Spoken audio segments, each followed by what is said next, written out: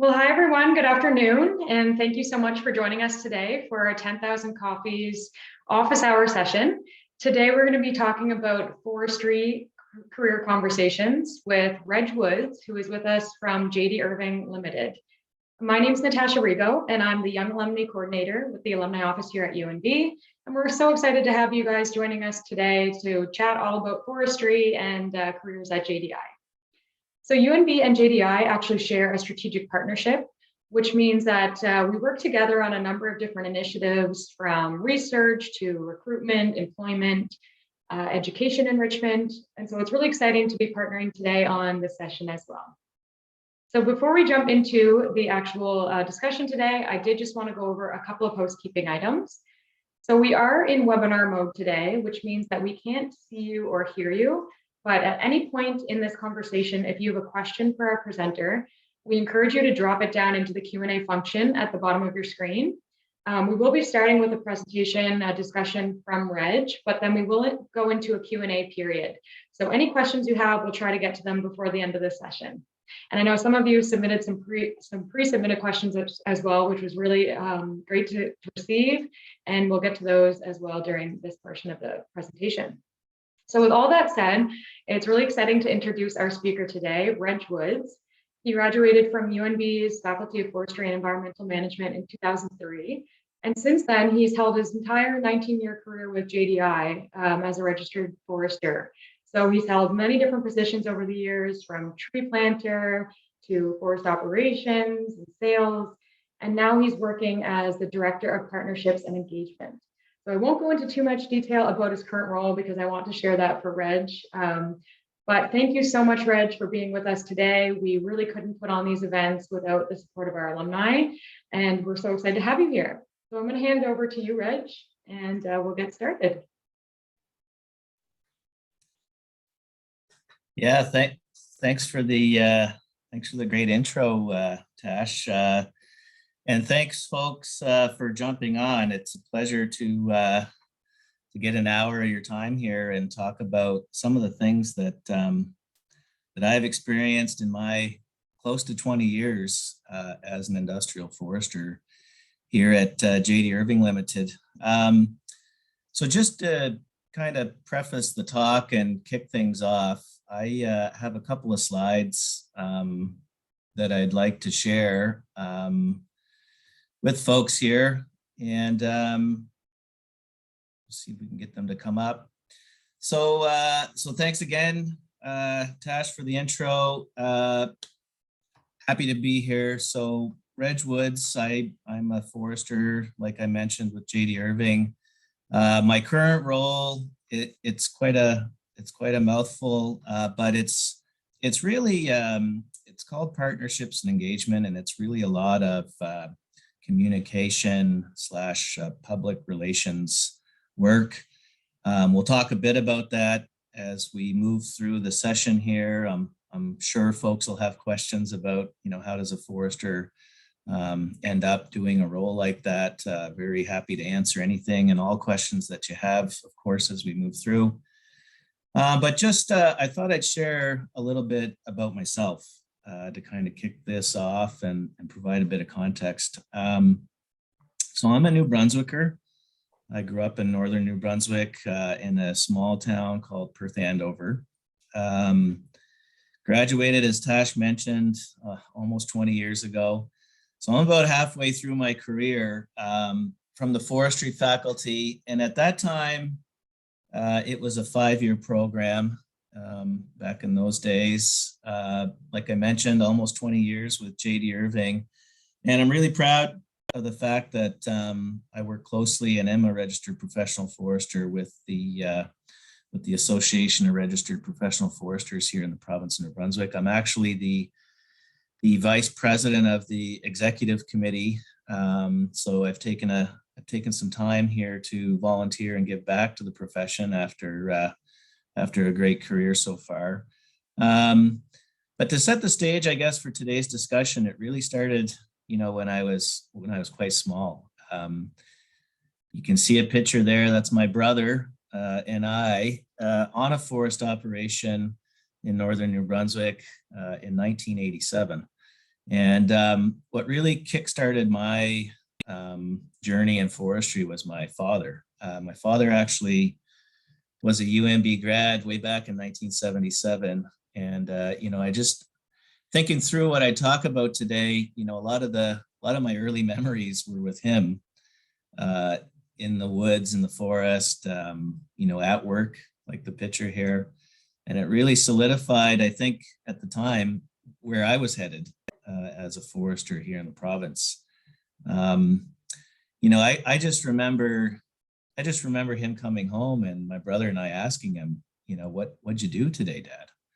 And, he would reply with things like, well, I drove around on a snowmobile all day, right? And I was walking around in the woods. And, the next day it was, well, I flew around in a helicopter, as a 7 or 8 or 9-year-old kid, how cool is that, your dad is getting to do those things. So in my formative years, I would say that really left me with a lasting impression. And I knew instantly that I wanted to do what he did.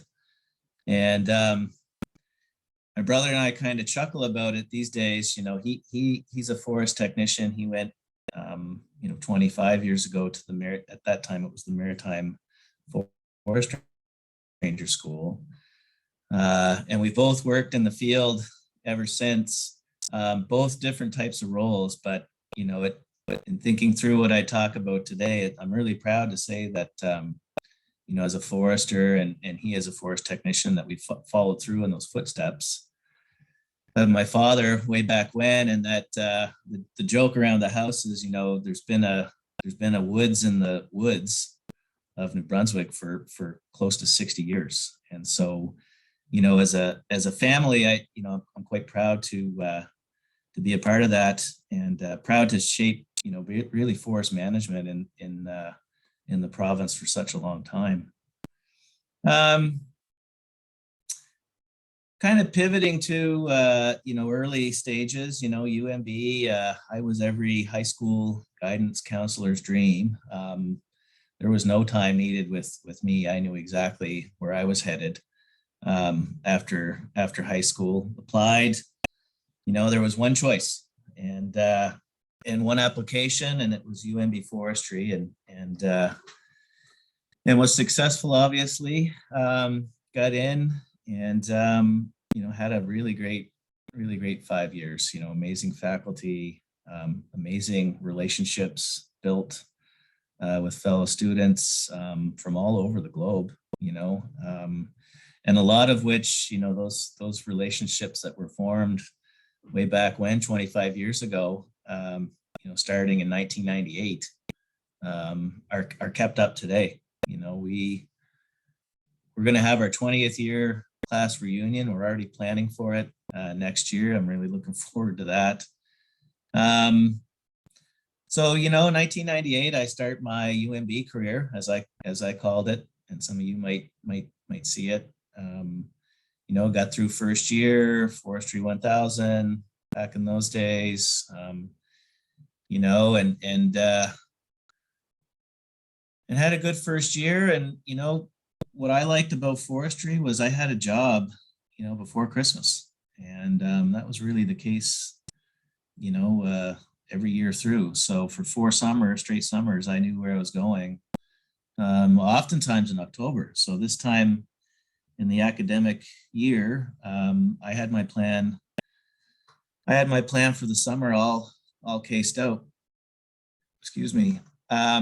So, worked up in northern New Brunswick for the first couple of years as a field tech, doing things like, density surveys for plantation cleaning and pre-commercial thinning. So for thinning crews, worked alongside and around tree planters a lot. That's what a lot of people tend to do in their first field roles. Supervised tree planters, maintained quality, paid them, all those sorts of functional aspects of the role. Fast forward to, third and fourth year, I was fortunate to get a job out west with a large industrial player, and, jump outside of my comfort zone, I guess, if you will, and get some more national experience in Saskatchewan. And I remember thinking at the time as a student, looking at the job board going, that'd be really neat. I've never been to Western Canada. There was lots of opportunities in British Columbia. And I thought for sure at some point I'd make it out there. I said, why don't I start right in the middle of the country, and maybe next year I can get to Alberta or BC, but it didn't work out that way. I really enjoyed my experience with that particular company. It was lots of helicopter tree planting operations, lots of forest operations, kind of the forestry 101 that I was really geared towards. Went back for a second semester, right to the exact second work term, summer work term, right to the exact same location.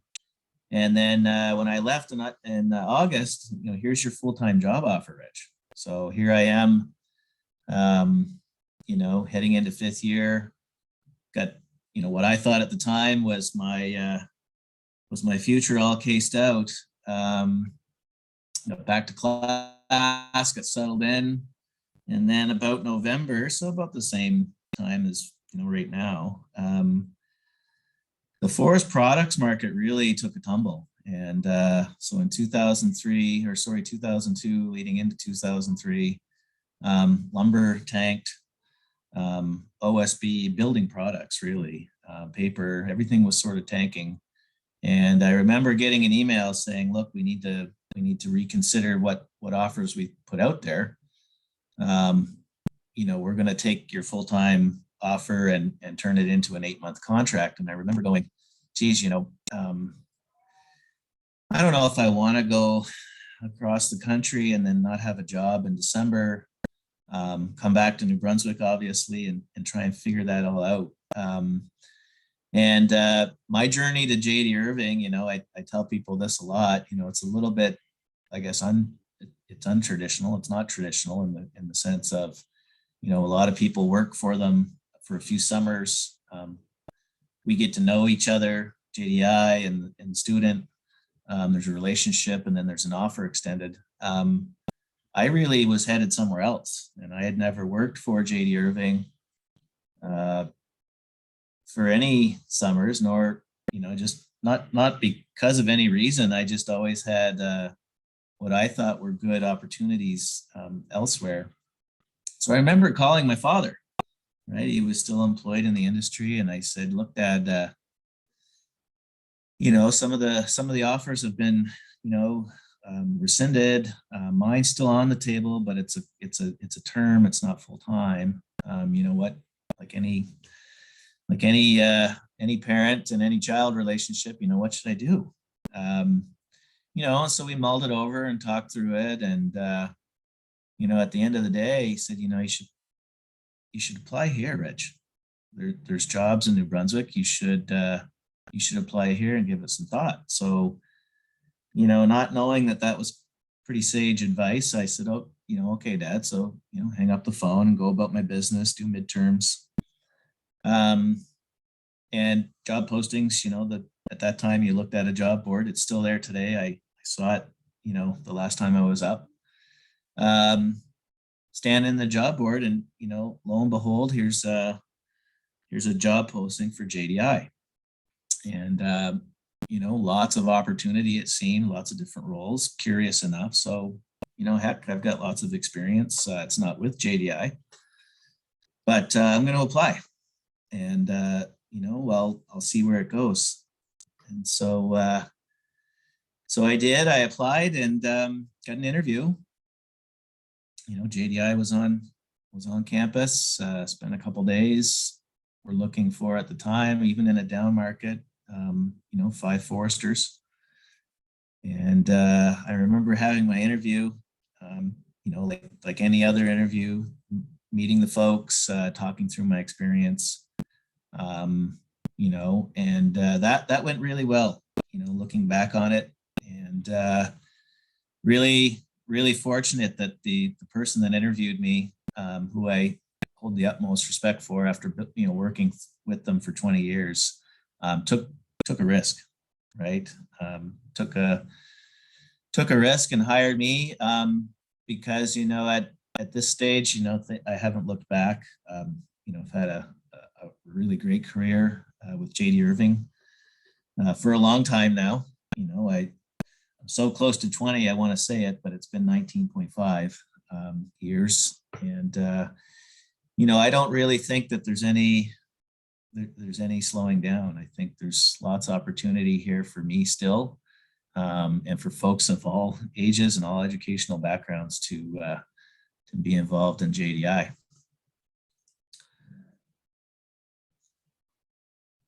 So here I am, you know, new grad, started work basically the day after I wrote my last exam. You know, like a lot of students, I needed to make some money, pay off some debt. So I started work for JDI in April of 2003 in what we called then Sussex Woodlands, which today has kind of been rebranded to Southern New Brunswick Woodlands.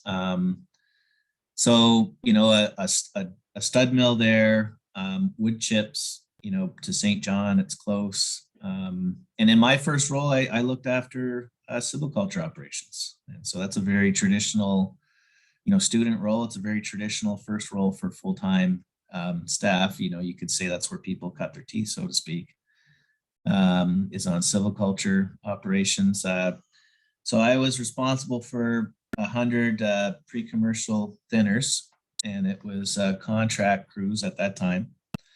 And so, you know, I got out of UMB thinking, geez, I got everything I need here, and more, right? I got a full-time job. I get to work with great people. I'm in New Brunswick.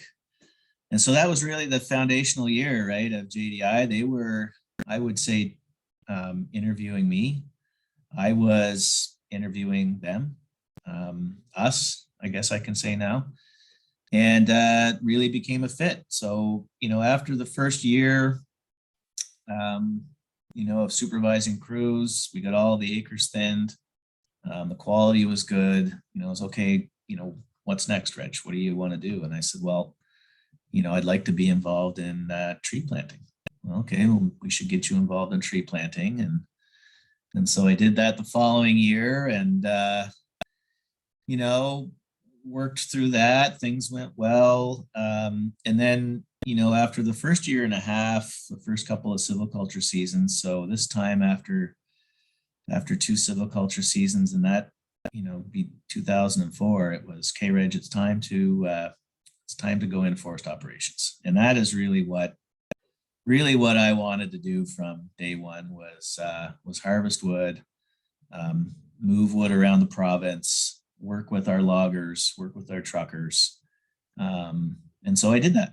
I did that for a year and a half, supervising crews out in the field, you know, looking after quality, making sure everyone was safe, all the things we have to do.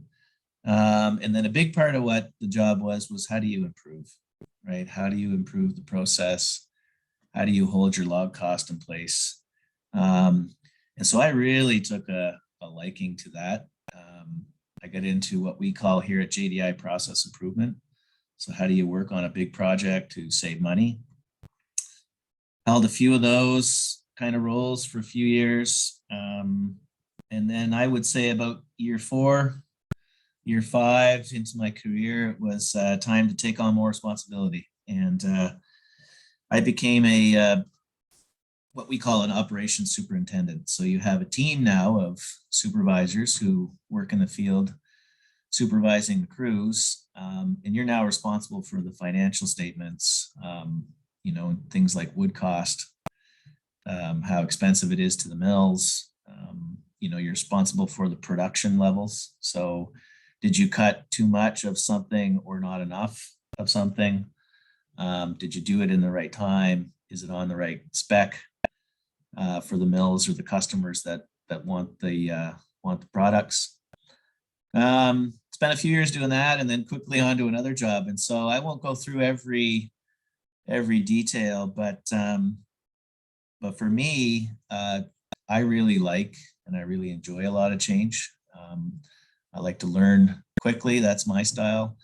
And so in 19 years, I've had 14 roles. And so some of the folks on the call here might be quite good at math. That's a new job basically every, 14 to 18 months. Some are a little longer, some are a little shorter.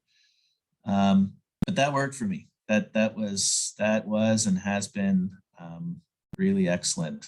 I got to say, it suits my personality.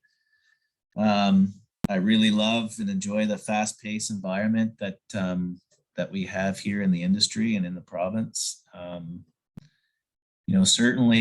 Certainly not for everyone, but for someone like me, it's been a real challenge. I've learned a lot over the course of the last 19 years.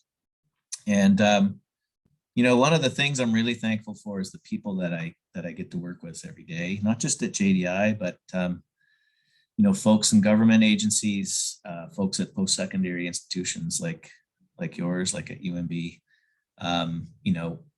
A really incredible resource that we have, and I would say our forest management in New Brunswick is tops, and I'd put it up against anyone in the world on a global scale.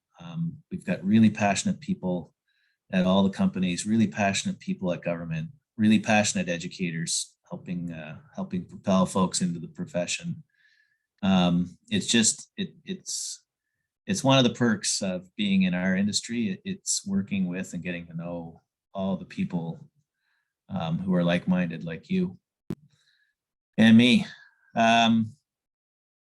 So I guess if I kind of just, kind of bring it forward to today, I know probably folks on the call are going, well, geez, he's sitting in a suit and tie right out of the rain. That's not really what I envision a forester to be doing. And I would say I agree. But there's a few of us that do it. And it's not to start your career. I'll put it that way. It's been a long time. I was 15 years into my career before I started working at our head office here in St. John in a different type of corporate role, and put a lot of time in the field, right? And I think from those experiences in the field, it really helps. It really helps when you transition to a role or roles like I have been in the last couple of years. So I guess 5 years ago, Reg, I think it's time for a change. And I said, I agree. What are you thinking? And we had a good career discussion. We do that quite often every year. What do you think of a role in head office? And, I'm not going to lie. My first impression was, geez, like, do I have to wear a suit? Well, of course you have to wear a suit in our corporate head office. So we got past that initial, kind of revelation, and, took the job. I said, you know what? Yeah, I'm ready for a change. Let's try this out. That job was really responsible for all of the what we call wood flow in the province of New Brunswick, to and from our mills, the state of Maine to and from our mills, and the province of Nova Scotia, again, to our mills and from our mills. So we buy wood, obviously, on the open market. We buy wood through contracts, so private wood producers sell us wood from their wood lots or lots that they bought the stumpage from, and we cut our own wood. And so if you can envision a map of New Brunswick, Nova Scotia, and the province of province of Nova Scotia, there is literally wood moving constantly to and from every mill in every town. Wood is being traded, wood is being sold, wood is being cut. It's quite an equation to get your head around, and but a real good one for me to really understand, okay, how does all this work? And I would say that job was 90% what people would say as logistics, right? It's, how do I move wood from A to B the cheapest way? Is it better to move on a rail car than a truck? Those were all the sorts of things that were puzzling me in my head every day.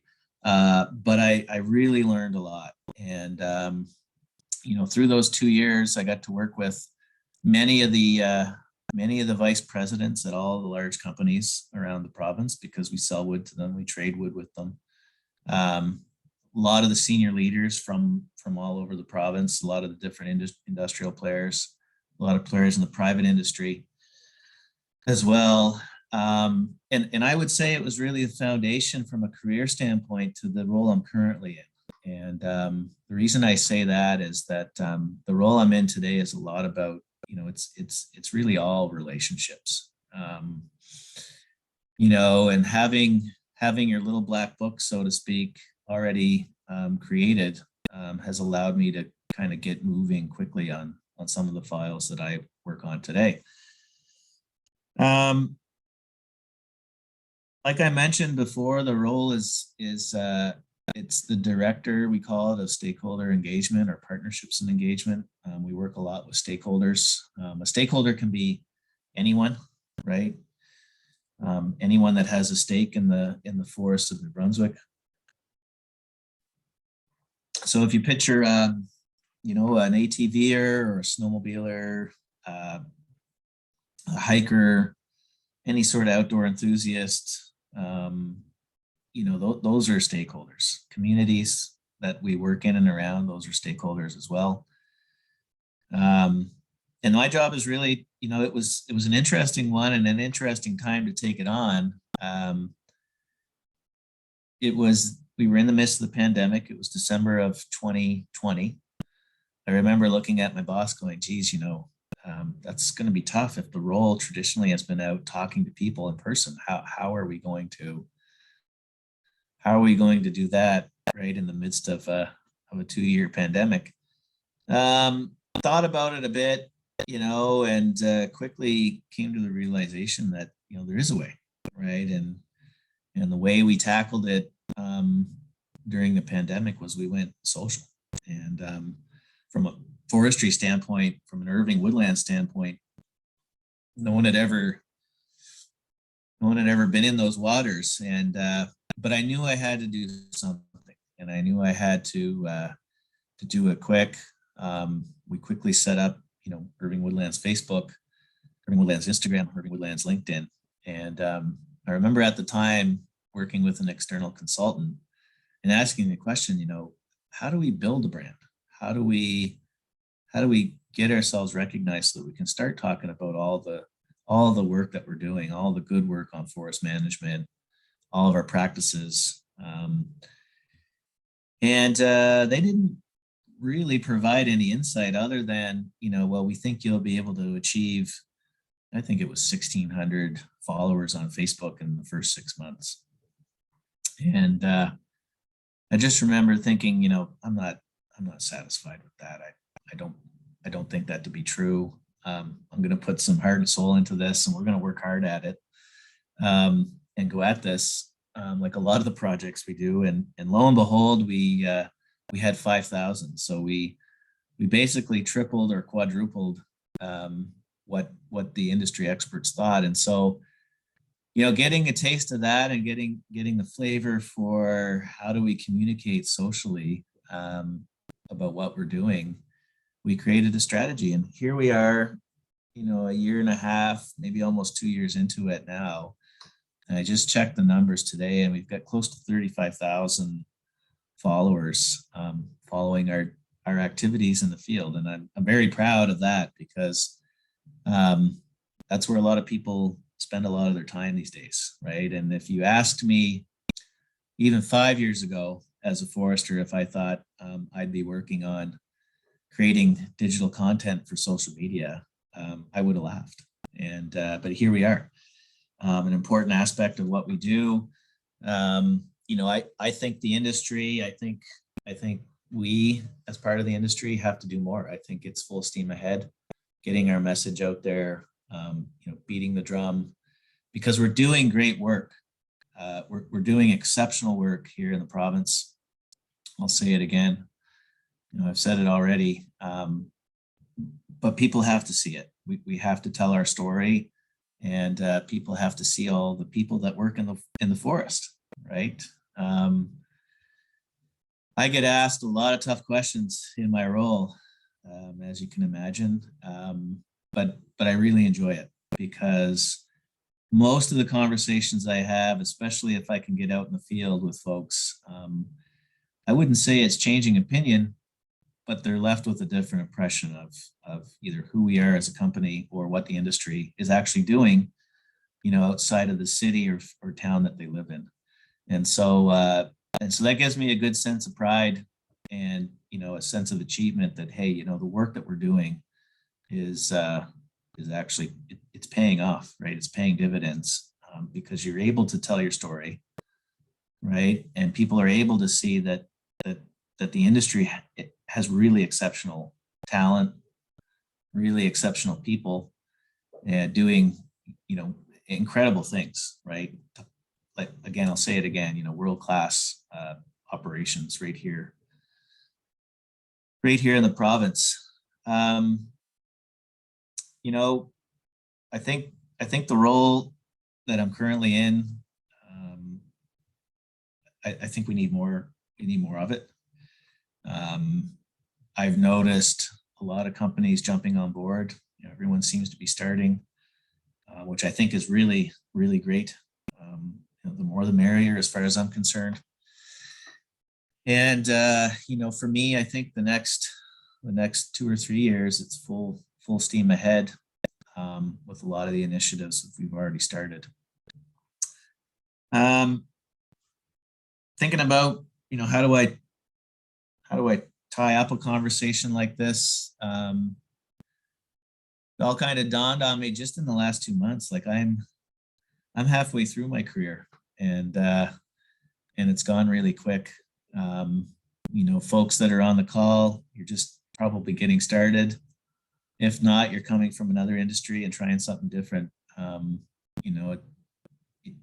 You're going to enjoy it. Enjoy the ride, because in 15 or 20 years I'll be out, and you'll be doing this, right? You'll be managing the forest in New Brunswick in one way, shape, or form, whether it's forest operations, so the business of forestry, or supporting operations, whether it's water management, biodiversity management. It all has its place, and to be effective at what we do as forest managers, as forest resource managers, it's important to take it all into account. And looking ahead here for the next 20 years, of my career,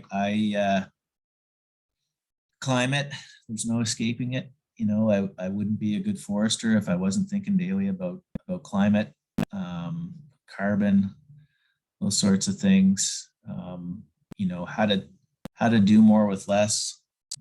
Not just in forestry, but globally. We've got some big issues that we need to address, and I think foresters can play a really key role in a lot of those spaces around climate mitigation,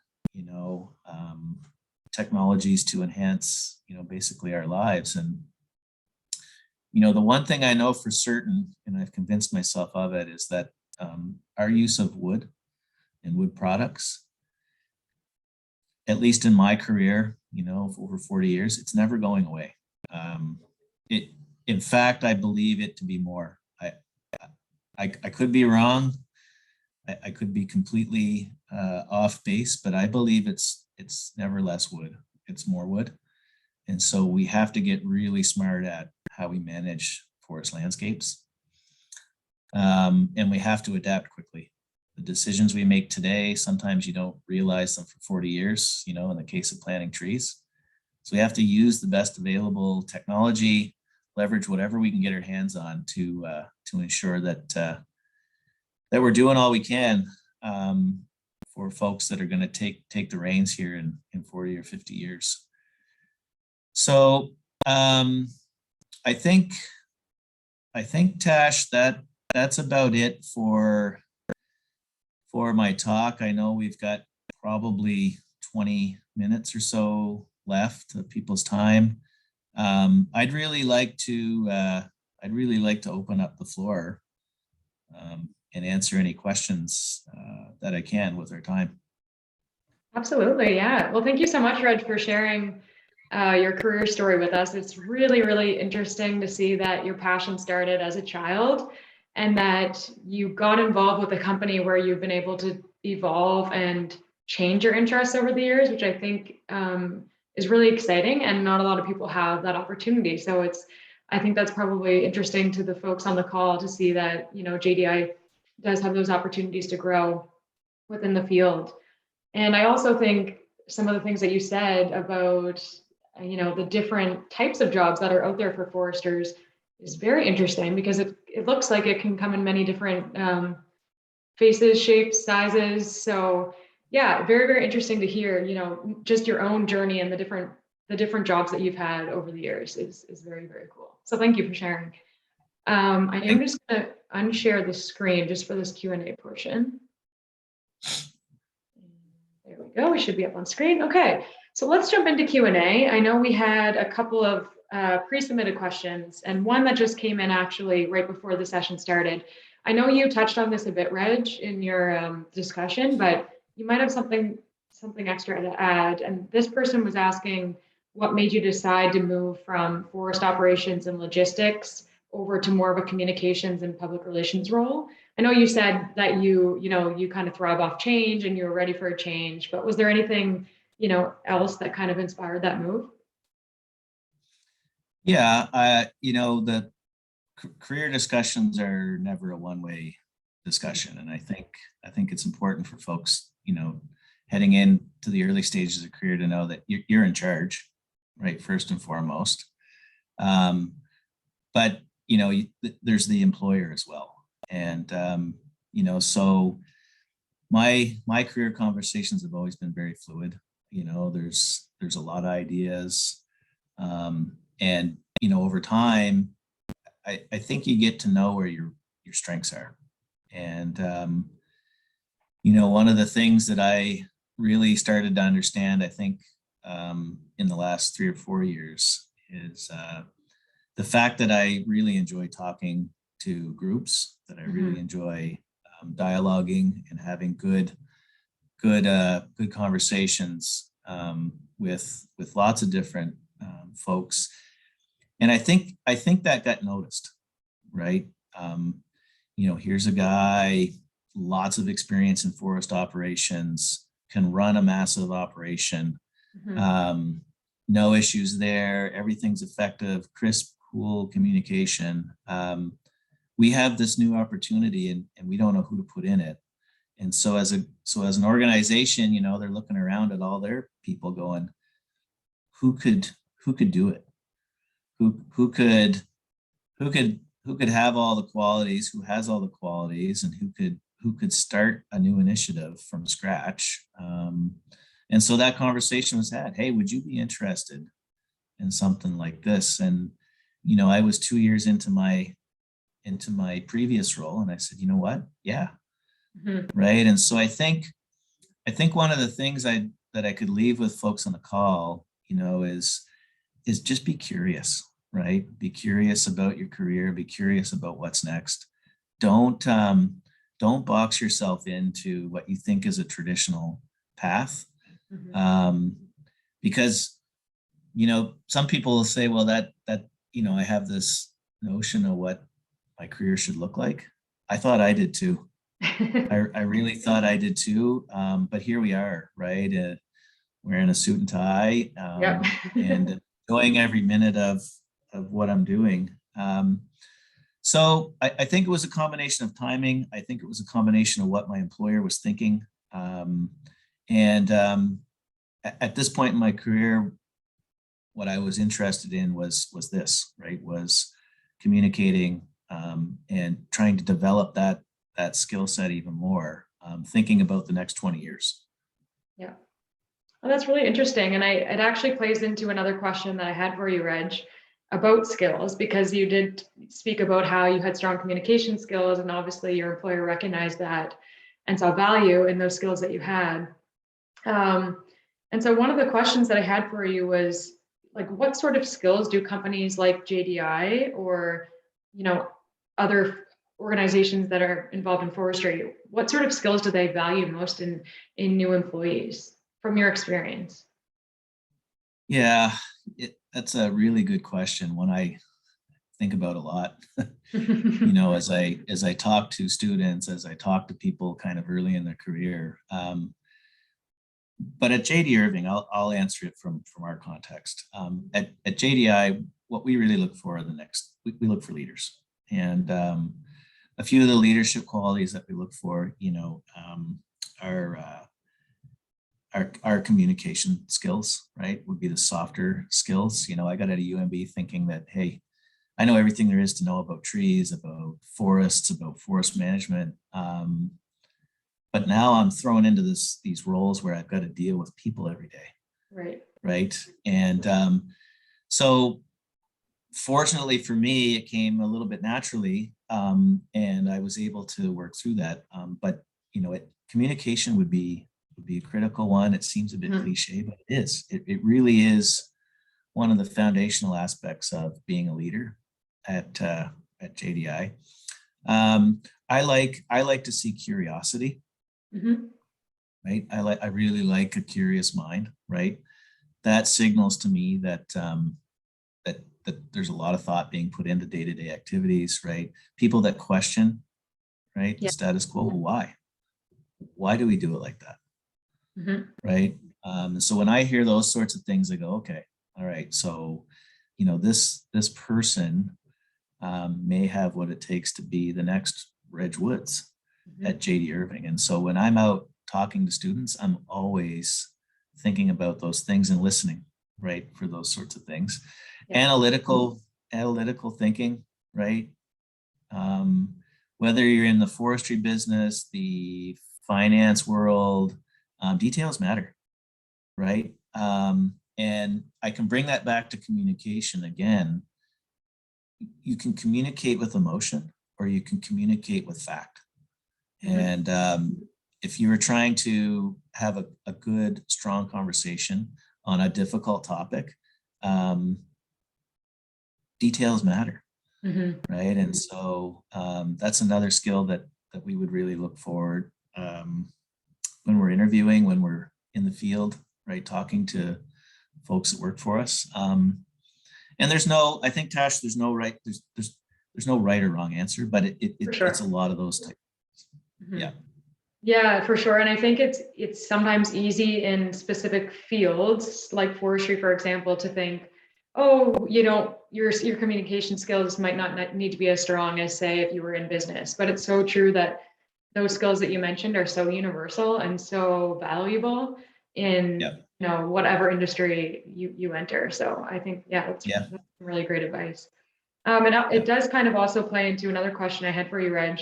One of the things that we hear often at UNB, especially in the alumni office, is when students or new graduates, young alumni, when they're entering the job market, it's hard sometimes to apply for a job when you don't have work experience yet.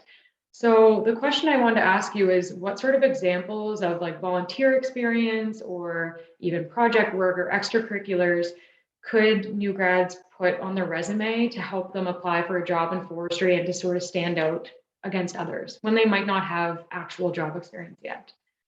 Any thoughts there? Yeah, a lot. I guess over my career, I've had a lot of opportunity to hire lots of new people, see a lot of different resumes. And, it really stands out for me, if I'm looking through and I don't see a lot of what I would say is practical work experience, right? In a particular field, especially ours, right, where it is quite hands-on, especially in the early stages. I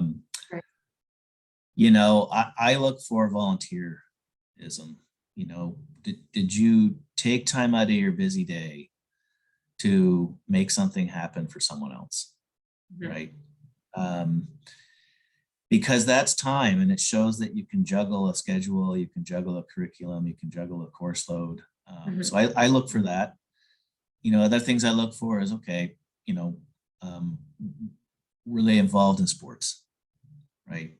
And that, you know, I think every hiring manager on the face of the planet would probably say that, but it's true, right? It's you know, were you the captain of something? Were you the leader? Were you the right? How do I tell this person has the grit or the edge, right? That I'm looking for. You know, and for me as a hiring manager, it's never about academics, right? Academics are important, right? The GPA is a number,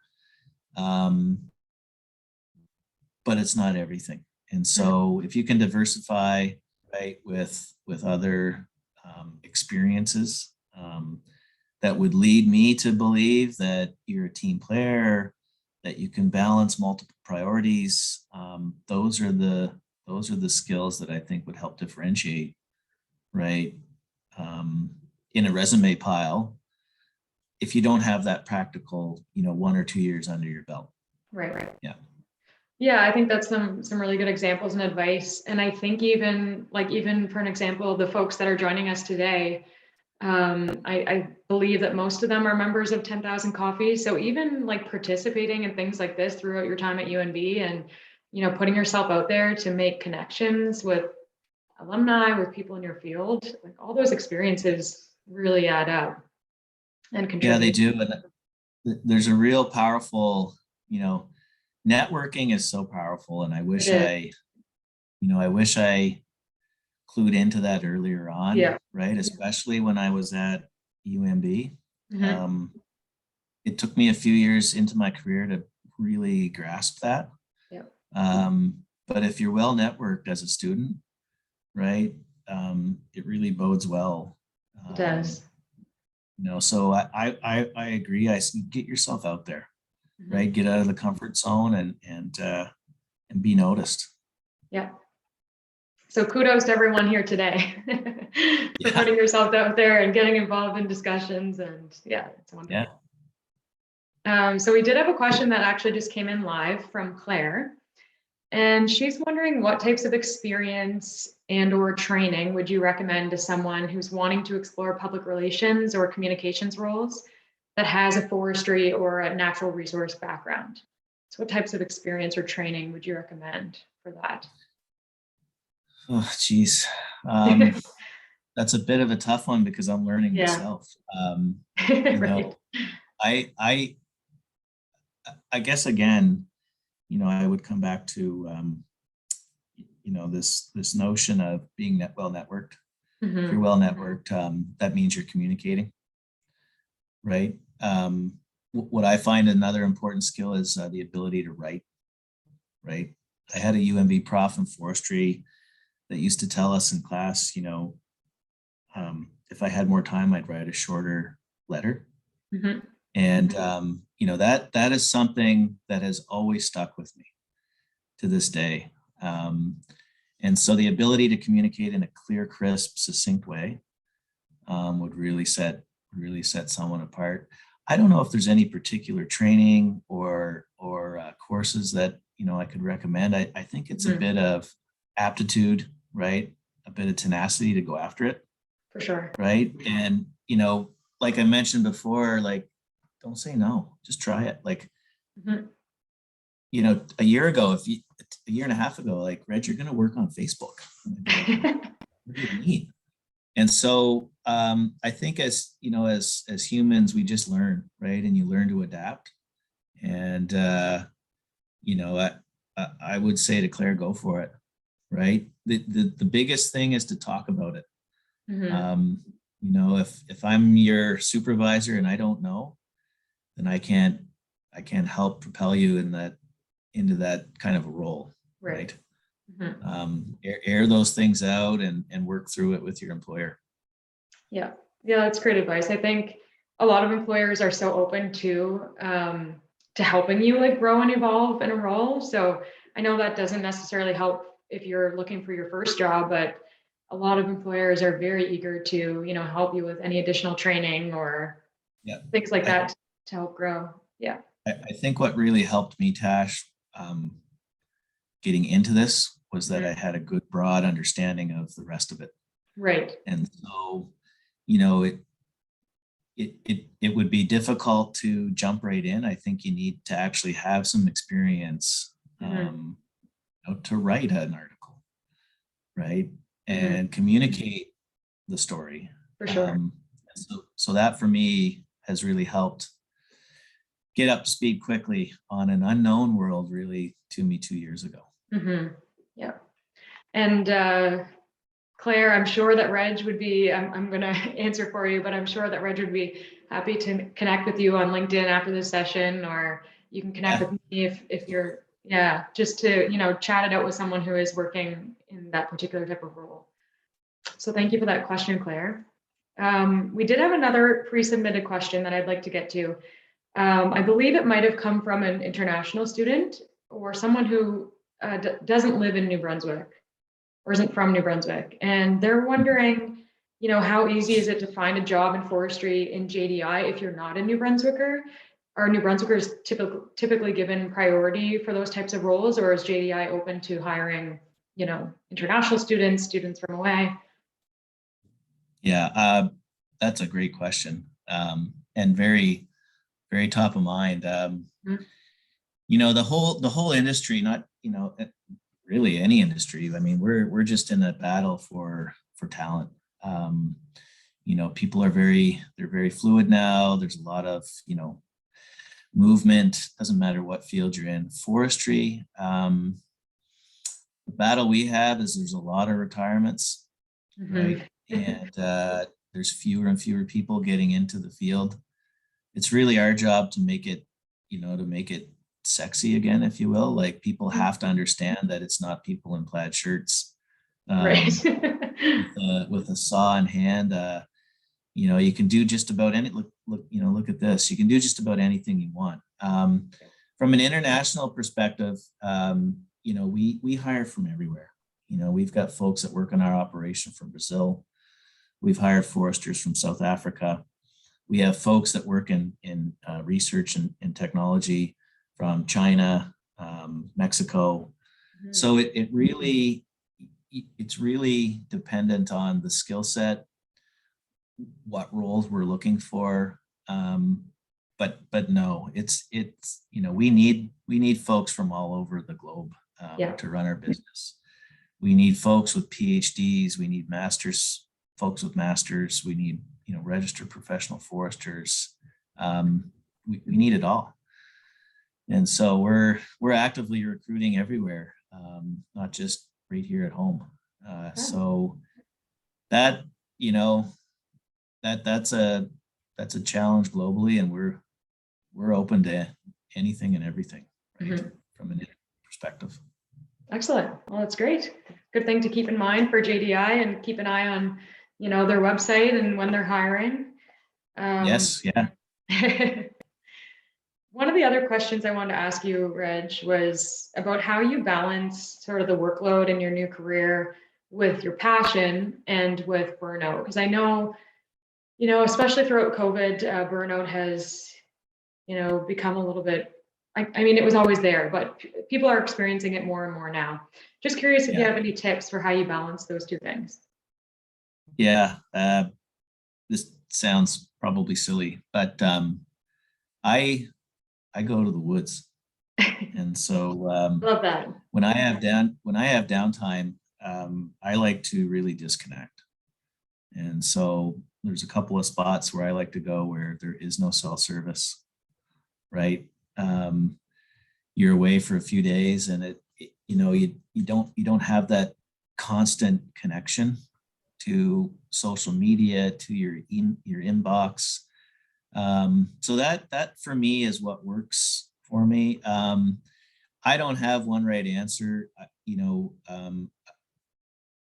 There are very busy days, right? There are days where you you're in the field, right? And so one of the things I try to do is kind of make my schedule a bit of both, right? A bit of field and office. I call it windshield time, right? I get in my truck and I go see a forest operation, right? Or I go see a critical stakeholder. That gives me time to sort and think about the next 2 weeks, the next 4 weeks, the next year. And it's just, it's just one of those things that I don't think anyone has the secret. It's true. The secret to success. But I, there's that. And then there's, for me, it's, I need to disconnect once in a while. Yeah. That's how I try and balance. Yeah. Yeah. That's what works for you. Yeah. I guess it would be different for everyone, but sort of finding that's what that thing is for you that helps you disconnect, whether it be going outside or exercising. Yeah. Watching that. Yeah. Yeah. Yeah, that's right. So we only have about a few minutes left. So I think I'm just going to ask you one more question, Reg, and I think we'll leave it on. Would you have one piece of advice for new graduates entering the field of forestry? If you had to pick, one piece of advice, what would it be? It's a tough one. Yeah. For me, I think, as I think through my 20 years, I take a chance, right? Take a risk. I know it's hard, right? But thinking through some of the things that I've been able to do, if I said no, I don't know if I'd be where I am today. Right. And so if opportunity presents itself and it's not quite how you envisioned it, think through it and maybe say yes, right? Stretch yourself out. It's worked for me, right, in my career. Yeah. Love that. Very inspiring. Well, thank you so much, Reg, for being here with us today and for sharing your career story, for providing so much advice and tips for our students, our young alumni. Like I said at the beginning, we really can't do these sessions without support from alumni. So just a huge thank you on behalf of UNB for being here. No problem. It's my pleasure to do it, Tash. Great, thank you. And I don't know if you wanted to share that last screen with your contact information, Reg, just for anyone who's on the call. If you don't have it. Yeah, I'll pull it. Yeah, I'll pull it up. If it'll let me advance, it doesn't want to let me. Oh, it doesn't.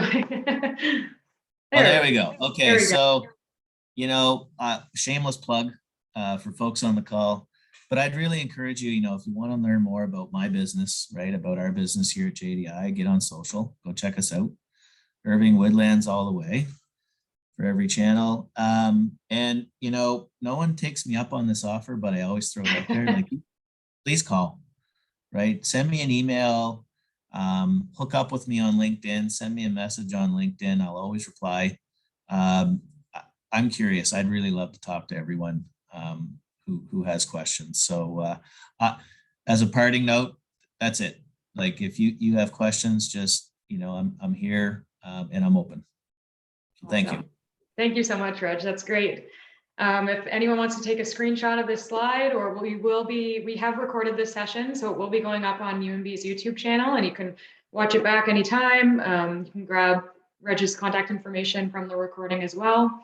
And again, just wanted to thank everyone for being here with us today and encourage you to keep an eye out on our 10,000 Coffees platform for any other sessions that we host throughout the year.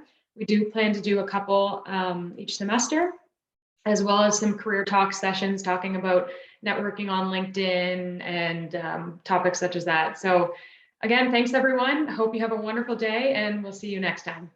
Thank you. Thanks, Reg. Thanks all. Thanks, Tash.